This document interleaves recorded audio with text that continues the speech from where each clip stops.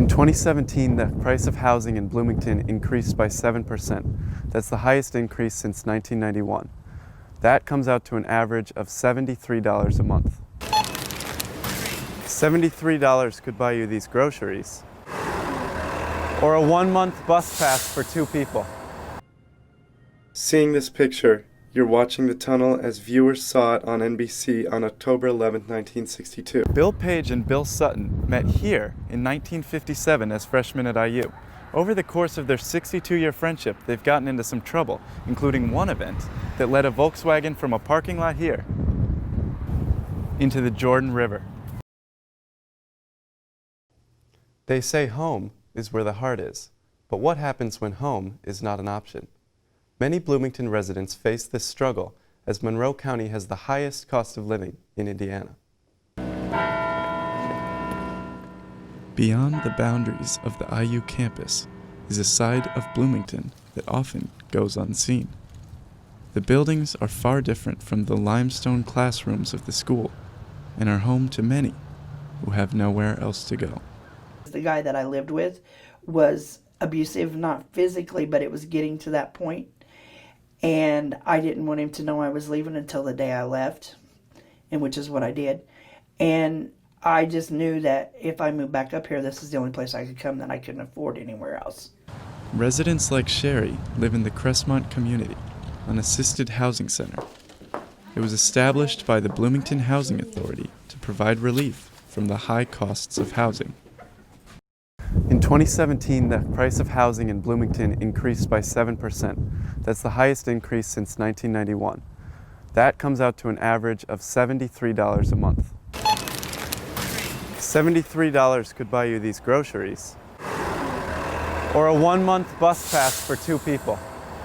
Part of the problem is the university. As more students come to IU, the demand for housing gets higher. More housing needs to be built, increasing the property value. Housing costs are higher, and then wages are lower too, also partly with the influence of the university. You know, students who were doing internships may work for less than others. Low wages, again, when you don't earn as much income, it's harder to afford what's out there. Despite the burden of high costs of housing, groups like South Central Indiana Housing Opportunities and the Bloomington Housing Authority help to provide relief and community. These groups aim to finally make home an option. It's just home. It's always been home. For more information about the housing problem in Bloomington, visit South Central Indiana Housing Opportunities website.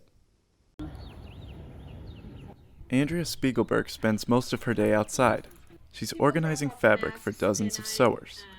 This helps me keep track of all the different types of masks. Spiegelberg is a member of Sew and Serve, a volunteer group that makes masks and donates them to health workers in Indiana.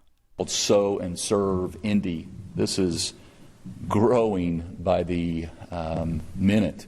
Grow it has.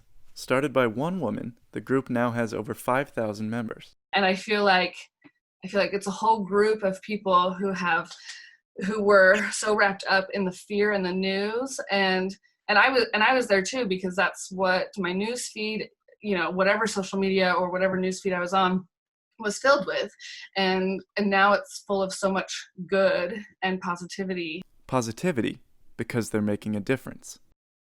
The CDC released a report that said masks like these can help in public areas where social distancing might not be available. You can see all the people behind me wearing masks, even homemade ones like these, to prevent themselves from getting COVID-19 or giving it to someone else. Sew to Serve is not only providing masks to health workers, they are providing community for sewers in isolation. Makers are coming together and creating their own sense of community within the group. I mean, we're facilitating that a little bit by creating a space and, allowing them to share. They're sharing positivity despite the distance. I'm only one call away.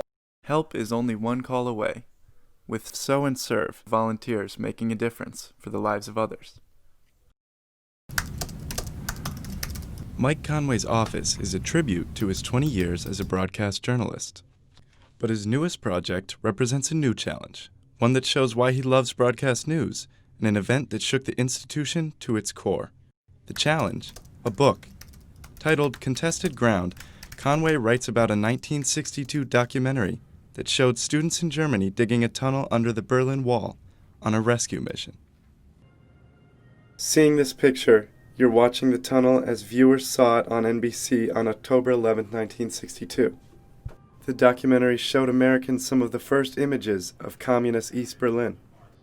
Viewers watched as students in West Berlin dug a tunnel under the Berlin Wall to free their family from the communist East.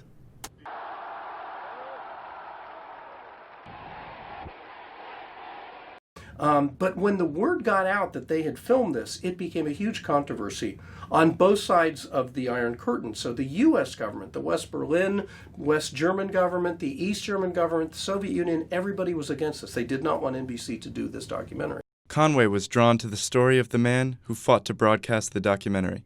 The producer of the documentary, Reuven Frank, was one of the founders of broadcast news.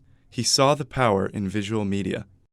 Television is not at its best transmitting information. Where it is at its best is transmitting experience.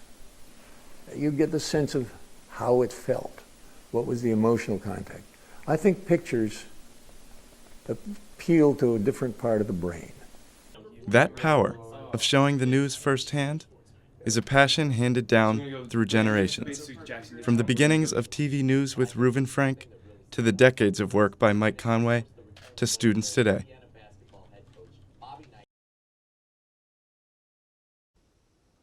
Last Tuesday was a sad day for Bloomington residents who buy local produce, as it marked the end of the farmers market season. Indiana farmers provided some color to a dreary Tuesday evening as they set out their produce for the last time this year. The last farmers market marks the end of a season, and while farmers and customers saw it largely as a success, it was not without its challenges. This has been a difficult season for many farmers, as tornadoes in Lawrence County devastated several farms and homes last November. The electricity went out and everything started shaking, so I headed for the porch. Just did make it to the porch. Got inside of the house, grabbed hold of the refrigerator, and held on. I said, Lord, if I go, I'm taking the refrigerator with me because I ain't going away hungry. After the tornadoes, the community came together to rebuild damaged farms, and last week they ended the market season strong. Farmers will still be selling their crops to local stores, and they will be planting the seeds for next year's farmers markets. The Indiana Heritage Quilt Show brings hundreds of visitors every year to admire prize-winning quilts from around the country.